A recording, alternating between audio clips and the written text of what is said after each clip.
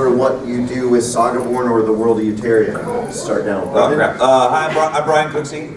I am designing the SagaBorn, or helping design the SagaBorn system, and we'll give some more details about that. But really what it boils down to is it's a conversion from Pathfinder, where the game started, into a much more pared down D20 system. I'm Melissa Gay. I am one of the artists that helps bring the setting to life, I hope. And I did the cover for the Dead Gulch book. All right, I'm Mike Bielaczyc. I'm the one that came up with the idea to do all this madness and wrangled all my art and writing friends into doing it. I'm Mike's brother, Paul. I'm one of the artists for Euteria, as well as helping design the magic system. All right. So first I want to ask, is there anything in particular that you guys wanted to hear about with the system, or like any specific questions so we could move our panel in that direction, or do you want us to just start talking away? Why should we invest our precious brain cells in this product? Now give me the 2 minute elevator pitch, man. Well, the reason, like, I actually didn't want to make a gaming system. I wanted to write in my world, I wanted to make art in my world, and I started with Pathfinder, which at the time was the most popular RPG out there. But one of the things is when you're a small company and you're trying to keep up with a big company, they're putting out a massive book every month.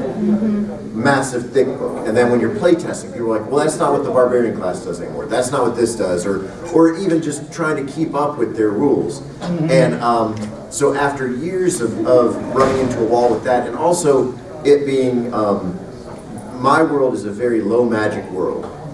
And dark fantasy, and most of the big games out there now, I think, are based heavily in high magic, outlandish heroes. You know, like one of my playtesters was having a hard time because she was playing and she had such high stats from Pathfinder that she was annihilating all the low magic stuff in Euteria. So I took Brian out for a beer and I said, hey man, so I want to make a simple D20 system. I want to take actually D&D 3.5 OGL and just pare it down. I want a rule book that's 30 pages. I forgot about spells. Once you list out spells, you end up at 40 pages. That's different. But so anyways, I know that was a little bit longer than you asked for, but the main thing is a rule system that goes back to what I originally liked, which was telling stories with my friends, and not about, you know, flipping through a 300-page book. So this is actually the system here, and it's actually on cardstock all the way through. So that's a 40-page book, and that's all you need to play in the system. Well, I feel like a lot of the development happened. We were playing Pathfinder. We were playing Pathfinder rules based in the Euteria world, and we were playing with our, like, you know, friends and family, our gaming group.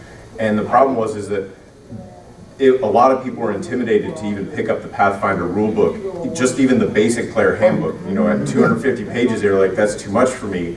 And so then, like, me and my brother were mostly like in charge of like making sure that the rules were going where they needed to go and people understood how it was going. And after a while, it's like, this is just so complicated for one person to juggle all of that. And we sort of did a test. We ran the beta for this at the Renaissance Festival last year, and we played with like 4 or 5 people that hadn't really played D&D in years. And we handed them the book in the morning, and we were like, today's supposed to be a rainy day, so we're probably not going to sell much. And so that evening, they came back and they're like, I read through, you know, the 30 pages. I think I've got a feel for it. And within an hour, you know, like they needed a couple of corrections here and there, but within an hour, they knew the basic mechanics of what they were doing. And that was, for me, like the thing to be like, wow, here's someone that picked this up and within, you know, like an hour knows what they're doing. Brian, since you are our rules guru, tell us what you, like, where do you think, I feel over the past 10 years it's gotten very heavy with rules where they want almost like a video game in book format, programming in book format. Do you think that that's going to be the continuing trend, or do you think that indie games and other game systems are starting to move away from that? I do, and when Mike and I started talking, and he said he wanted a simplified D20 system, it was a really good sign that he and I both did some, you know, moderate Google searching and came up with the same thing. We found what's called the basic D20. which is, hang on, in a PDF it's 12 pages. Because what was really cool about this, and what's cool about you mentioning the indie games and the other stuff that's coming up lately, is that plus the OGL that,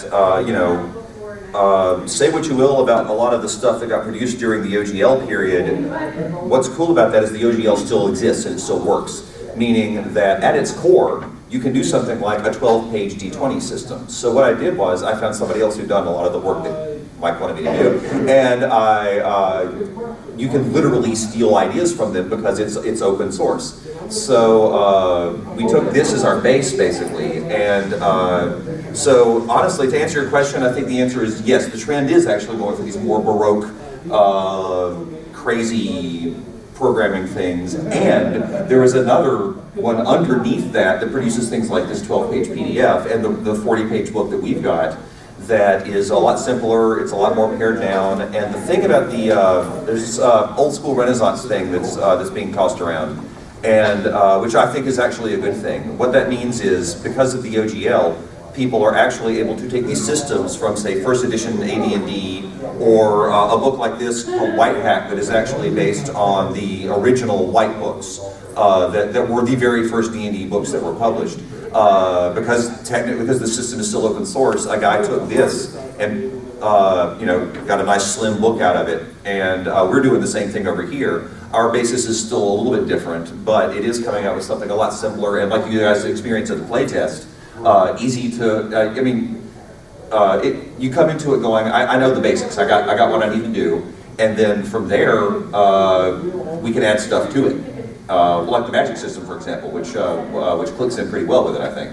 So, and I like the idea. I just don't like the way it works. I like the simplicity of it, because D&D, a lot of people forget, D&D back in the day, basic D&D, was really rules light. It's only really 3rd edition that it became super rules heavy. And so if you go far enough back, you're going into really what we have here. And first edition, those white books, those are all honestly pretty story based. They didn't have a rule for everything, and they didn't want a rule for everything. And if you, and the books literally say, if you get to a situation that we don't have a rule for, make up a rule. Decide how it works. On the other hand, AD&D, I'm talking first edition, and second edition is, well, indistinguishable from my people, Brian. Actually, they are. They're practically the same game. Yeah. Has all kinds of rules, but if you really think about any of them, none of them make a damn bit of sense. No. So we always play by ignoring most of them. You're exactly right, and it's not what this panel is about, but I'll do a quick aside, because yeah, the 3rd edition was in fact a response to 2nd edition, and they tried to codify the rules and have a rule for everything, and it just became too heavy for players like me anyway. And then Pathfinder, which in my opinion did a great job of preserving 3rd edition after 4th edition was such a departure, but then it became the rules heaviest thing in the world, and it was just a rule singularity. So for people who dig that, who want a rule for literally everything, it's out there. But then for people like us who got just kind of bogged down by it, we're doing our best to focus on character and story, while still actually having rules for things. You could pare it down to the hey whatever man, but I we're feel not like if doing there's no that. room to screw up a die roll, Yeah. then you tell less interesting stories. Yeah. Because if you just want to tell stories with your friends, then that's fine. But if you have a resolution mechanic where there is the opportunity for an epic screw up or an epic success, then the story's going to go in this direction that I didn't expect now. And that's a lot of the fun. Yeah, it allows for improvisation, and then that's where the magic happens. Well, I was going to pester your artist, but since you gave me a segue there back towards rules, you've simplified down the rules, but you still got a quarter of its magic rules, and basically since 2000, the thread in D&D has been magician's rule, everybody else drools. Well, like Mike said, it's a low magic world, and I'll let him address that more directly. But the thing that I like about this setting is, are you familiar with Dark Sun? Nope. Okay. Dark Sun is basically D&D's post-apocalyptic setting. Yeah. So this, to me, is Dark Sun right before everything went to hell. So I'll let you guys talk about the magic thing more, but because it's a low magic setting, that's not as much of an issue, and our system only goes up through 8th level. So and I'll let you, yeah. Well, and it's not a third of the book is magic rules. A third of the book is magic spells. It's the spells, yeah. The rules are actually pretty short. It's just when you have to list out even 50 Well, spells. that's actually something that we're changing is I built this for the world of Euteria. When you build a rule system for a specific world, you have to bring in the flavor of that world. So you end up writing stuff that might not be in a basic system, but it's there for that world. So actually now Brian's new job is to Brian let me he started in on the rules and he let me get at them, and then I added all the flavor for Euteria in there. So now he's going to go and de-Euteriaize it, pull out all that flavor. I mean, the process of making it a more generic fantasy. Yeah. Right, so that way anyone that wants to run a homebrew campaign in their world can pick up a 20, 30-page rule set and say, okay, even we were talking yesterday about the magic system of actually just, our magic system works on mana because it's the easiest thing for, you get this much mana per day and these spells cost this amount. And we were talking yesterday about maybe doing just a formula. Here's a heal spell, here's a damage spell, here's a buff spell. And then for your homebrew campaign, you can make whatever spells you want off of this basic formula. And then you can, basically populate your world in that way. Like, as simple as you can get, I feel, is when you offer a very simple formula and say, run with it. And we'll see how that goes. That's really funny because talking about like making a simple system that you can develop your own stuff. When we first started on Euteria, Mike wanted me to come up with some monsters. And since we're based in Pathfinder, I went to Pathfinder's website, which has a monster creation like tutorial. It makes no sense. The best part of it says like you pick this thing and you do this and this and this and this.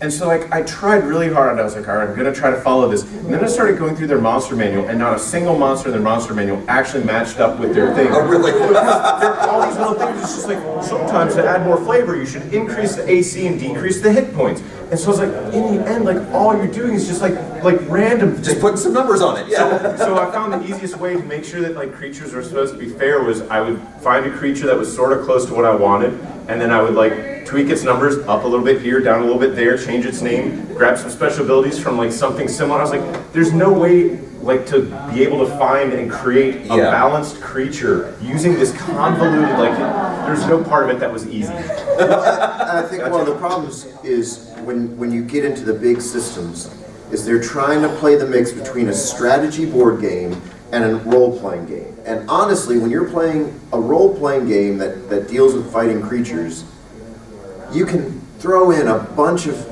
abilities to the creature, unless you get to something like a beholder, then those things are instant death. But like, Right. in the end, the main thing that affects the creature is hit points and AC. And if that's sort of about right, like it doesn't really matter. I could give you a goblin with 500 skill points, and he is the best climber in the world. But when it comes to the battle part of it, that's not really going to change the battle all that much. And damage. Hit points, AC, and damage. And damage. Yeah. So it can have all sorts of abilities as long as all of its abilities deal about the same amount of damage per hit for that particular like difficulty of a creature. Done. And another thing is, Oh, armor class, sorry. How hard you are to damage? And get Chris Burnett to draw. yeah.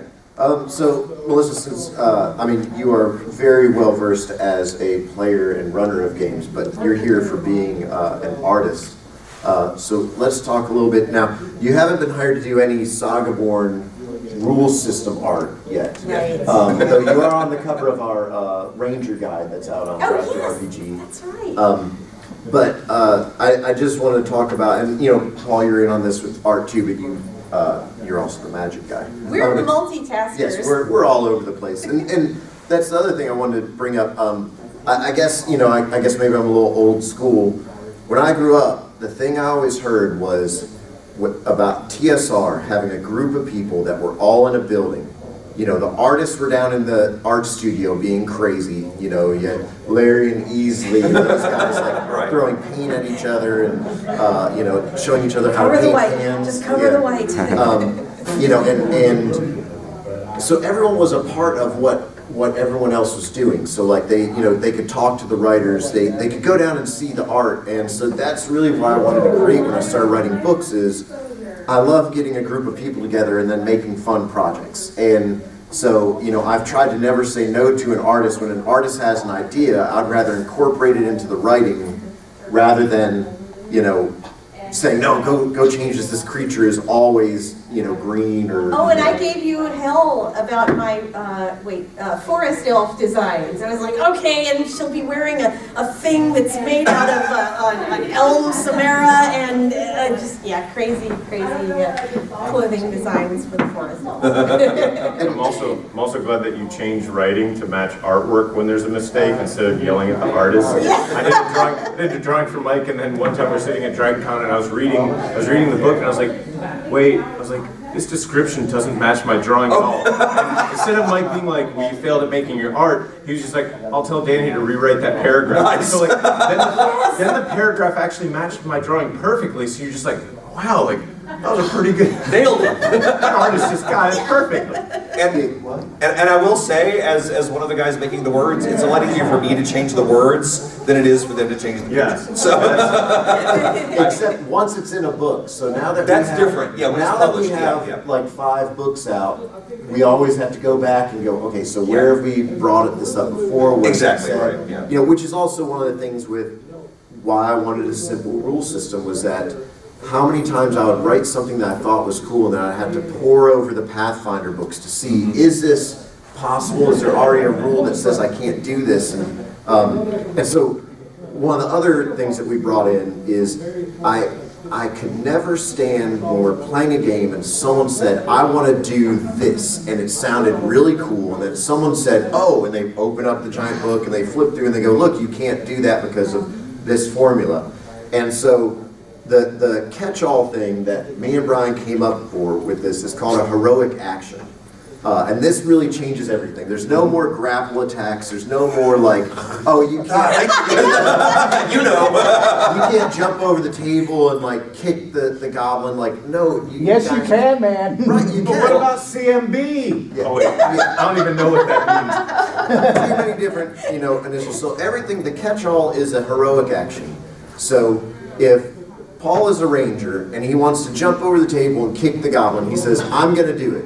And I say, okay, well, I think that heroic action would be dex involved. So Paul would roll a d20, add his dex. The goblin would try to dodge. So he rolls a d20, adds his dex. Whoever rolls the highest wins. So if the goblin rolled the highest, he'd dodge out of the way. If Paul rolled the highest, then he would get to do that action. So therefore, there's one catch-all thing. Plus, it's really exciting when the GM and the player has to have a dice roll off. It is actually, yeah. Because everyone just sort of stops. They're like, oh, which way is this going to Yeah. go, And you add the things that you're best at to it. So if you are really good at, leaping and kicking, yeah, exactly, then you add those bonuses to it, and it makes more sense that you would hit that more often. But there's still an element of suspense. Yeah. if a fighter, like, you would think that would be a dex move, but if a fighter can tell me in-game why his character would use strength to get over the table, that works for me, It's about, I don't know about intelligence jumping over. It might be a hard one. You'd have to really debate it. It depends on how many beers I have. Actually,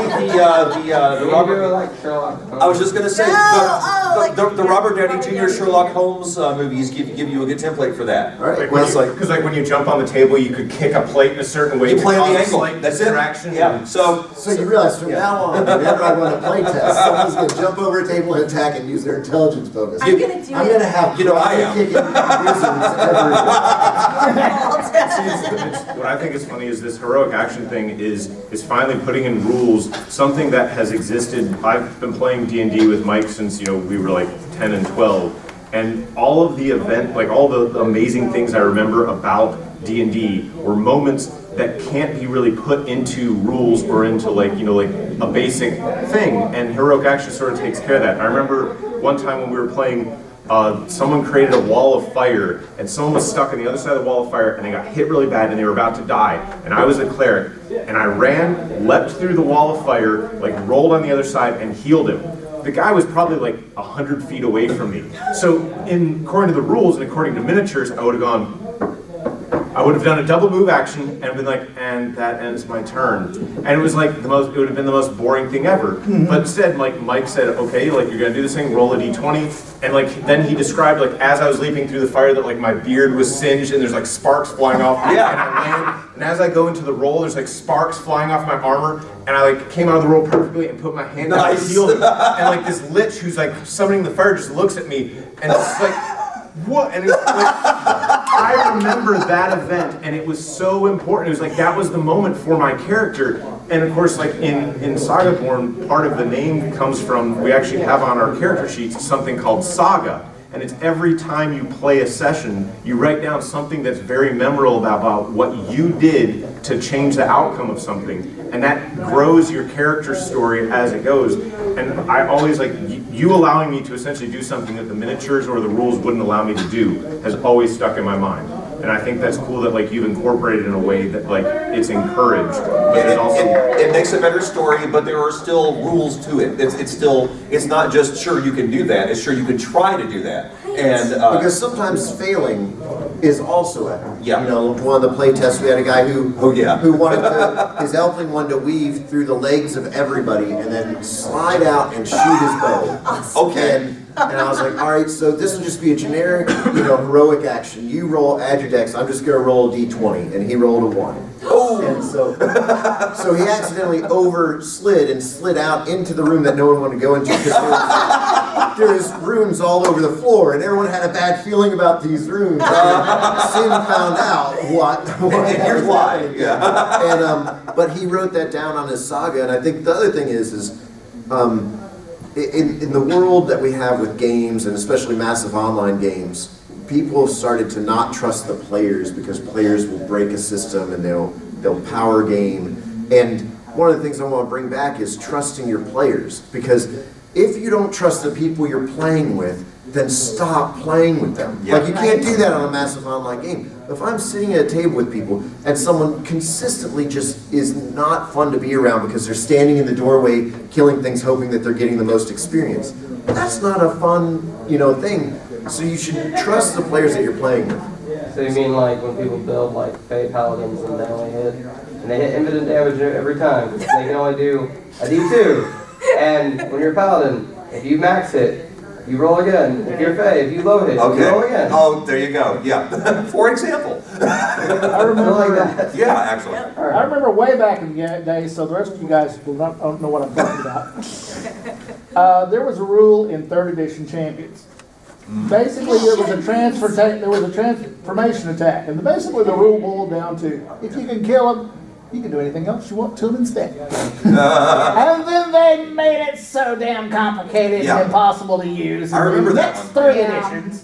Yeah, that's a good point. I've run into that. Champions. And that, you know, that happens. I mean, that happens with any system where you're adding stuff to it.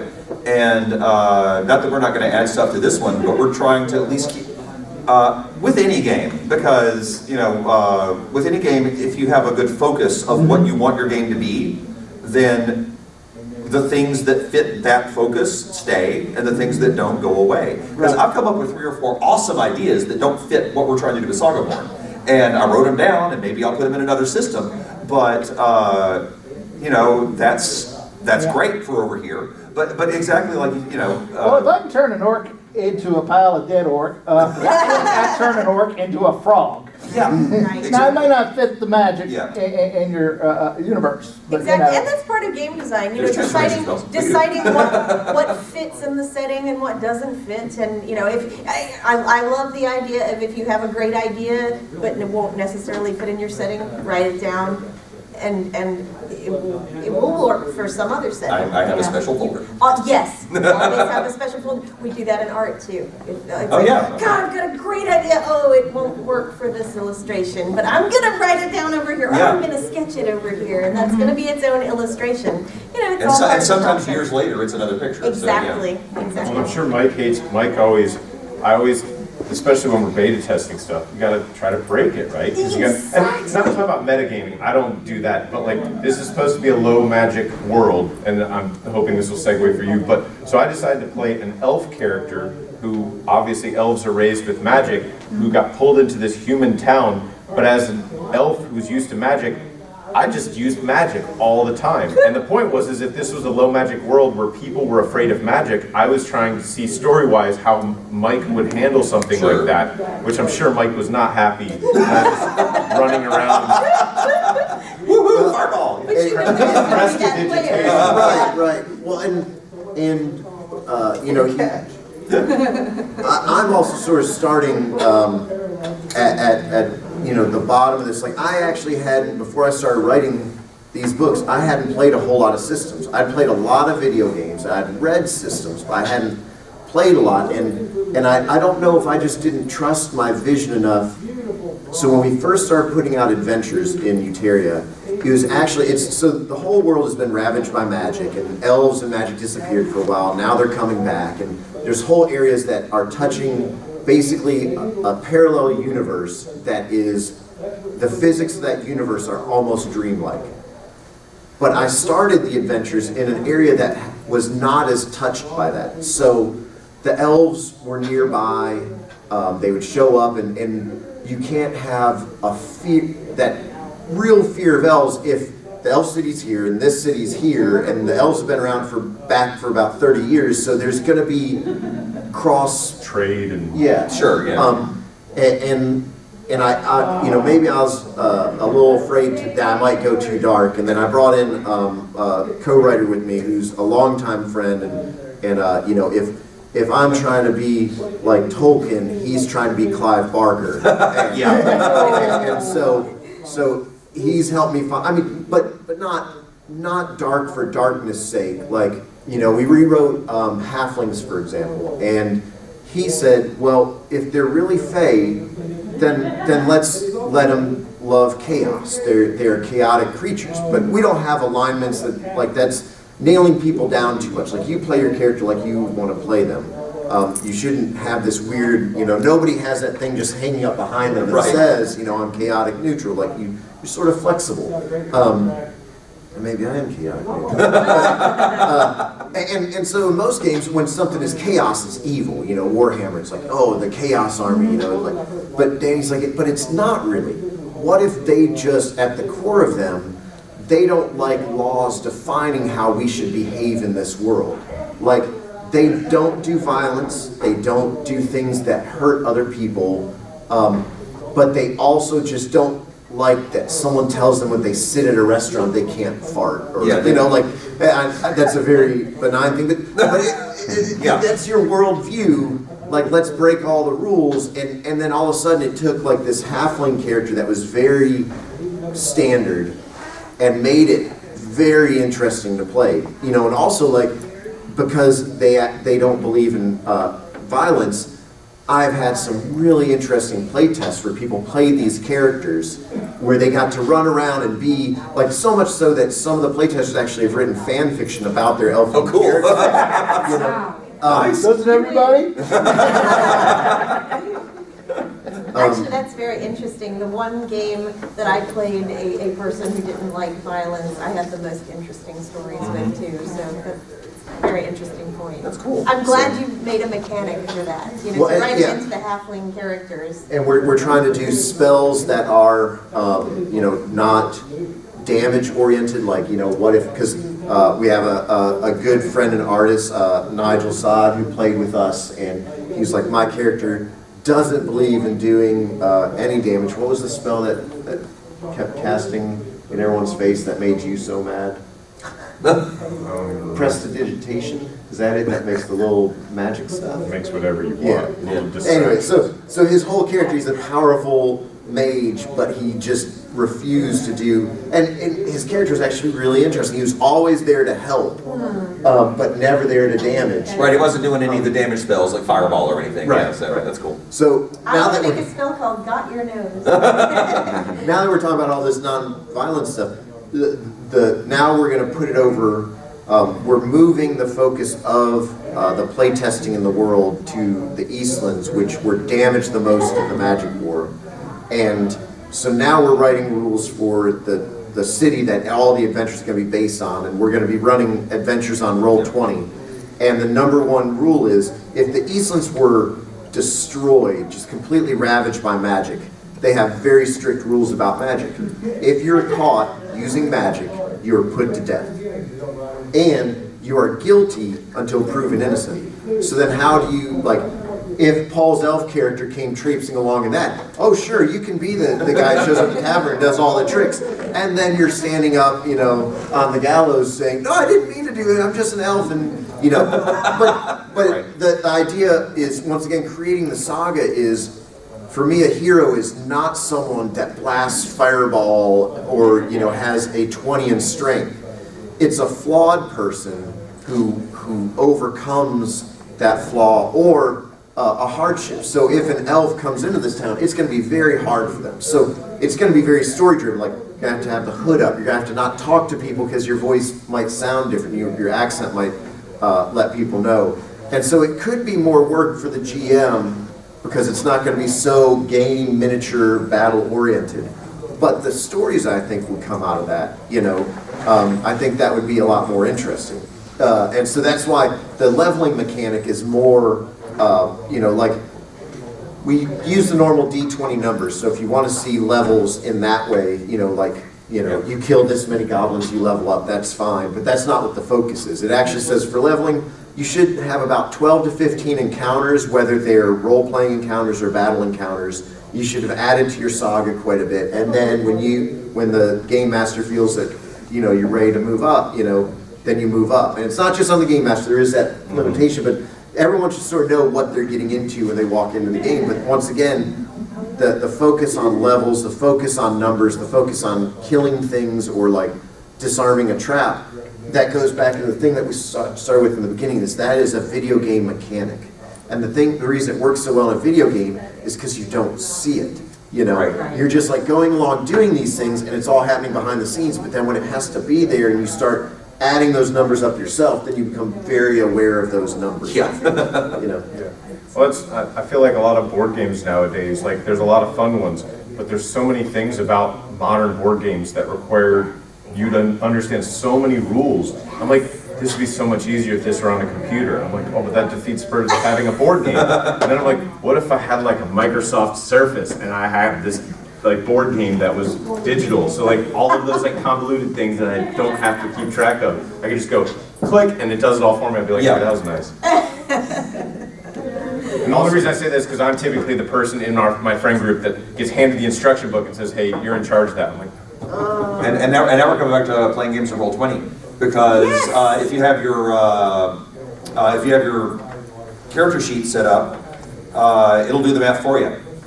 It's you know, it's online. It's largely used. You guys remember Roll20? It's okay. So it's that's what's really nice. For the camera. Yeah, you if you yeah, it's an online gaming platform. It's largely used for people in disparate places to play games.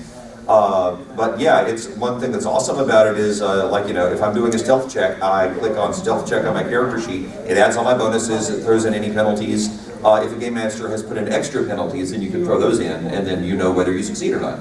And so speaking of doing the math for you, it's one of my favorite things, because one of the reasons, in my opinion, that having an actual system is useful is specifically that it's a system. You know, you can break it down. You can have it in your head. You can do it.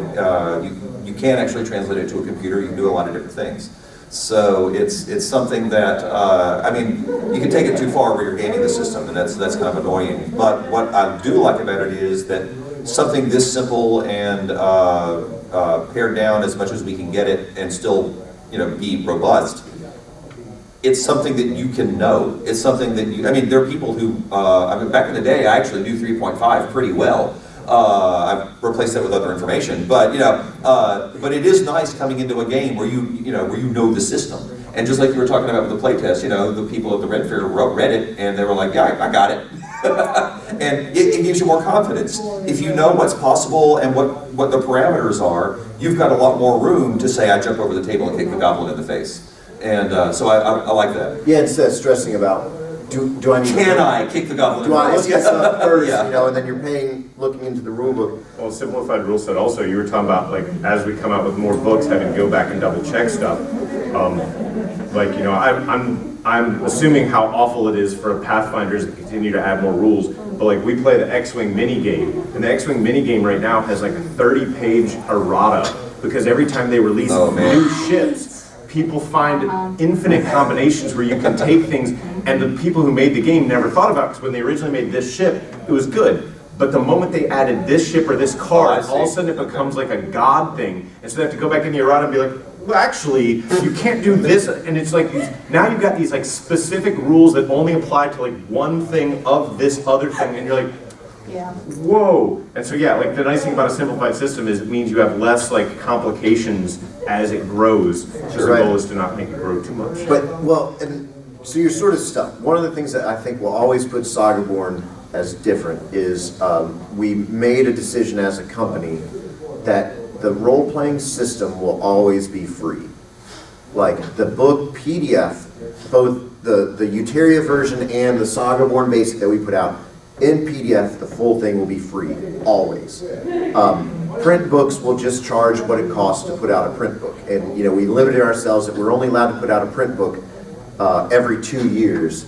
And we're going to try to keep the print book at around $15. So, because we said, if you have to buy a print book every 2 years, it's $15. It would take 10 years until you paid what a normal rule book. That's true. But the other thing is, so we do have the benefit of that.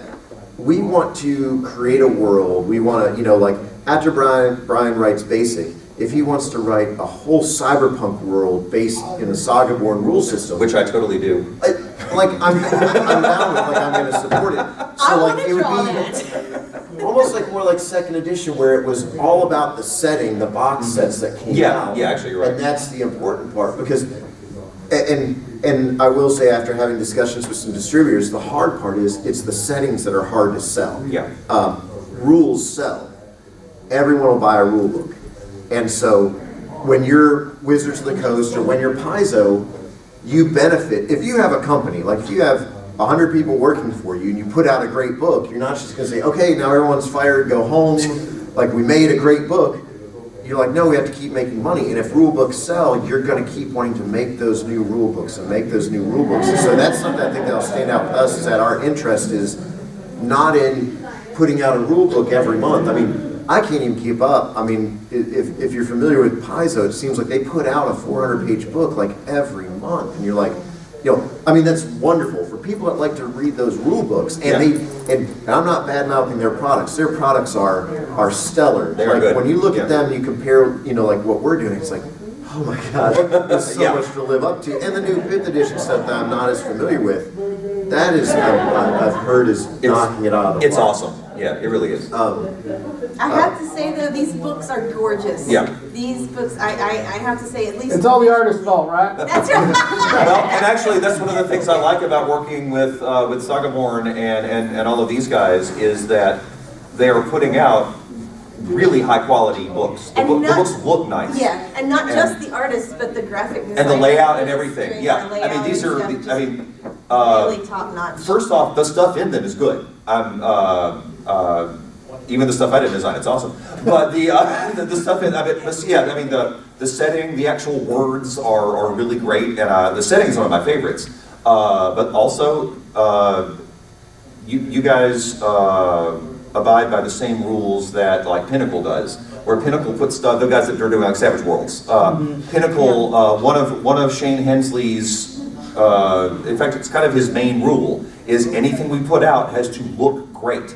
And again, that's not just art, that's a big part of it, but also the layout and everything. It's got to actually be a professional quality book. And the same thing with these. So I really like, it goes hand in hand. Because if you've got something and you can't find anything in it, or it's just not visually interesting, or at least for my part, after a while, I'm just kind of like, not really. I mean, even this, it doesn't have any art in it. The way it's laid out, it's still interesting to look at. They've got tables, there aren't huge tables, they're not confusing, it's easy to figure out. Yeah, great layout goes a long way toward making a book look professional. So that plus nice or art, even legible. yeah, that plus excellent art and just general production values is really nice. And the PDFs work too, so it's, you get a PDF, you're not just getting text, you're getting art with it and everything else. Except for some of our really basic rule stuff, everything else is going to have total art. So. Yeah, I mean, I think even the rule stuff, I mean, I've always, obviously being, starting out as a painter in the, fantasy realm and the, working in this, in fandom, art was what pulled me into the books. You know, I mean, everyone, you know, honestly, when you look back at some of the old role-playing books, the art, if you hold it up to the test of time, it's not that good of art. But I think everyone in this room would probably buy a print of a piece of art from their first role-playing book, because that art just meant so much to visualizing. Like, even if you looked at that art, and this is another thing I believe in that I think a lot of companies have changed, is I don't have style sheets for my world. If you draw like Melissa, or you use pastels like Paul, your art is going to look like your art in the world, because there is just as much value in art when, I'll go back to 2nd edition with my co-writer Danny, I would say Elmore has the best paintings. And you say, no, Easley has the best. Right. And we would just argue back and forth. And you can't get that if every single piece looks the same, you know. And 5th edition actually went back to having really different art in their books, and it changed everything. And the best example from 1st edition AD&D is the Deities and Demigods book. Each chapter was done by a different artist, and that looked awesome. Because to this day, when I think Norse gods, I think Jeff Dee's art, and so it's just, and Erolotus was the cooler guy, duh. And but it's because, but doing it chapter by chapter made it wasn't a style. Together as a book, and each artist gets to shine in their own way. Well, and even from art to writing, like when I would write my first modules and first adventures, some of it was based on, I would look in those books, I'd be like, that is not what a dragon looks like. My dragon would be way cooler. And then that's your jumping off point to making your own world, is by doing, you know, and this, you know, reading any books or fiction, you know, is that what makes a game master, is that you think you're better? Oh, I can do it better than these guys. Actually, yeah, I think that's a lot of it, yeah. Definitely. If I were in charge That's of the why universe, AD&D sold so many books. it's actually true. Because if I were in charge of the universe, wait a minute, I can be in charge of the universe. So you're exactly it. I have an idea for a game. We should talk after this. Okay. Is it who wants to be the game master? That's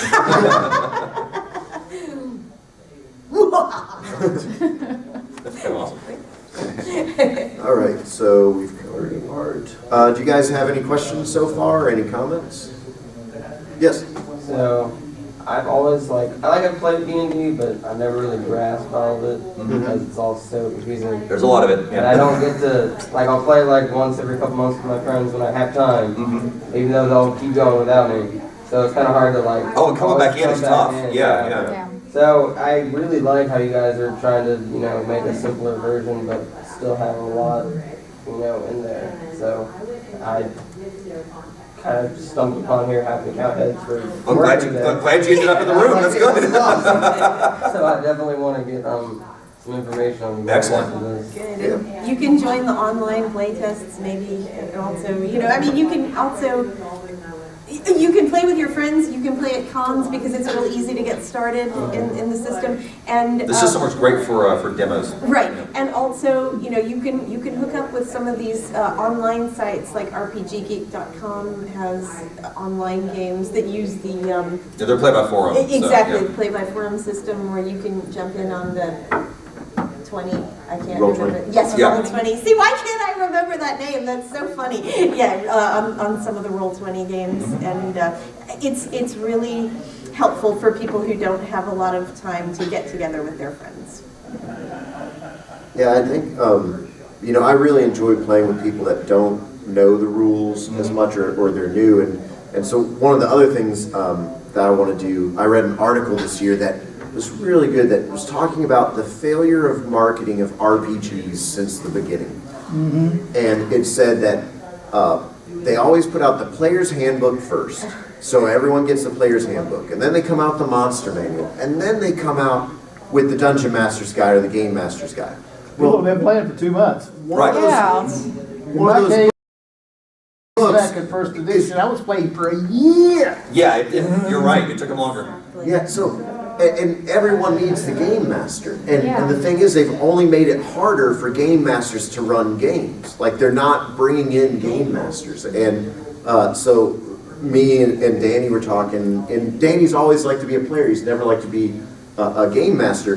but he's always been a writer. So I was like, you know, it's absolutely ridiculous that you're a writer, but you don't want to be a game master, because that is what we need in a game master. And so we've been talking about how to get people in, and one of the other things, and this is, you know, this is my full-time job is I own a costuming company, so this is all done secondary. You know, once again, this is not for money. So I have lots of projects, but I don't get to pour all the time into them I want. But one of the other things that we're doing is a game called SagaBorn Battles.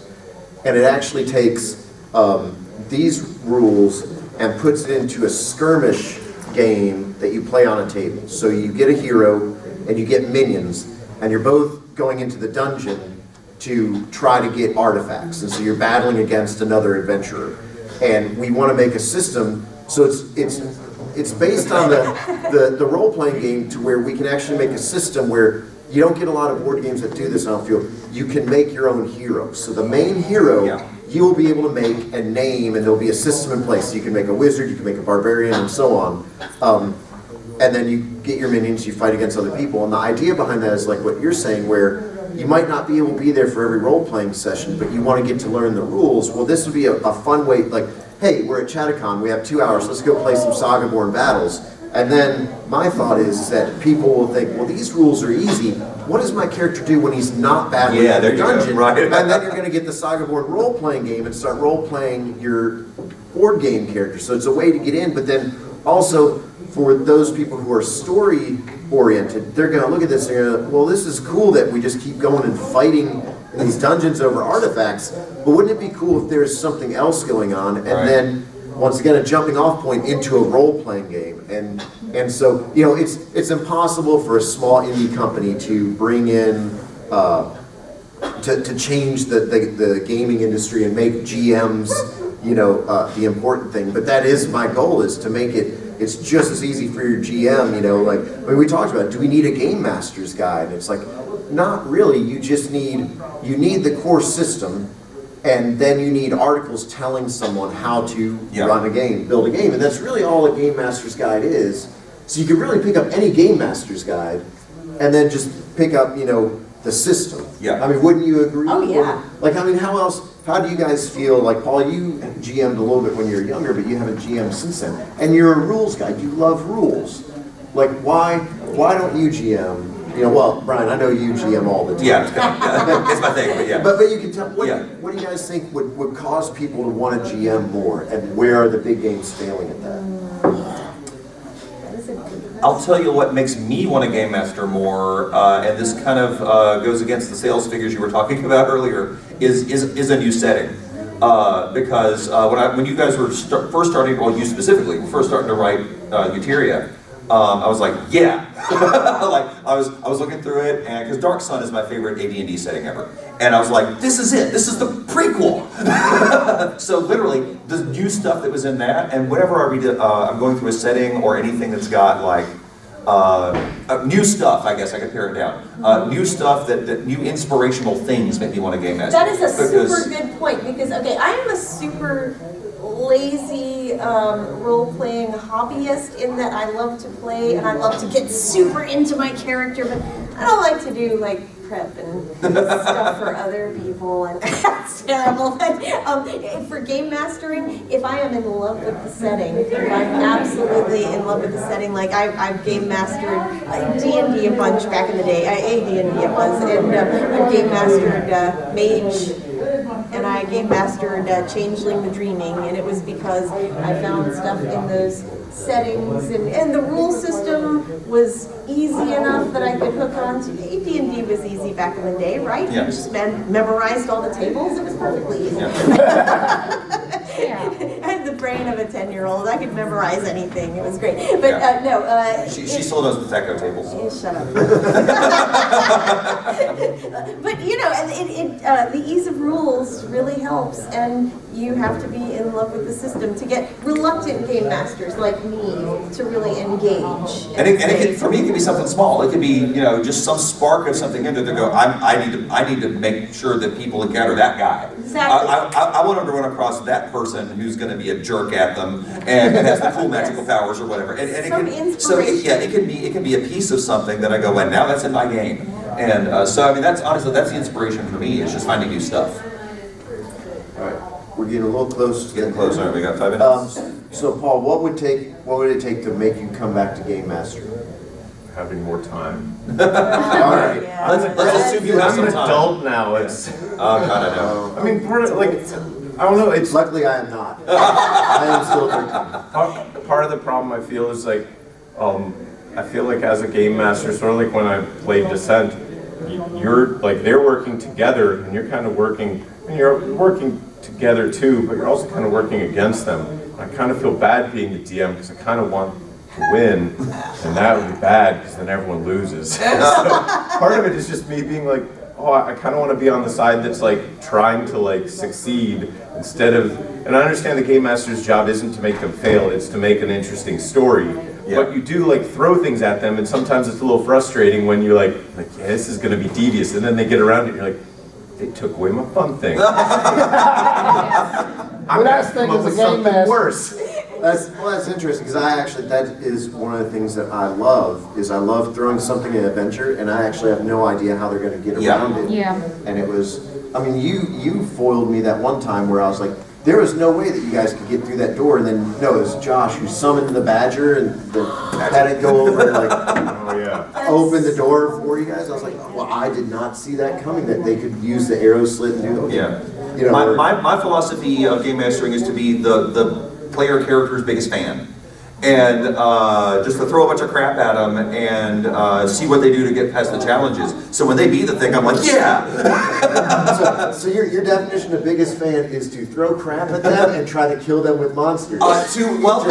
To give them appropriate challenges. We'll put it that I way. guess, I mean, as long as you're on this side of the table, that means we're all evil Yeah. overlords. I don't have to worry Brian, about it. it's not to kill them, it's to injure them mostly. Exactly. And say you made it. make them run away.